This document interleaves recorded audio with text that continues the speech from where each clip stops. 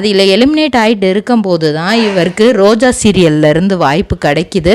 அதில் நடிக்கலாம் அப்படின்னு யோசிக்கும் போது இந்த சைடு பாண்டியன் ஸ்டோர்லேயும் வாய்ப்பு வந்துருச்சு. புதுசாக ஒரு அண்ணன் தம்பி ரிலேட்டடான கதை அப்படிங்கும்போது இதையும் அவருக்கு விட மனசில்லை. இதையும் கிட்டத்தட்ட 6 வருடங்களாக சீரியலே இல்லாமல் இருந்தவருக்கு ஒரே டைமில் 2 சீரியல் கிடைக்குதுங்கும்போது அவ்வளோ ஒரு சந்தோஷம். 2லையுமே நடிக்கிறாரு. இதுக்கும் அதுக்கும் அட்ஜஸ்ட் பண்ணி கால் ஷீட் கொடுக்குறாரு.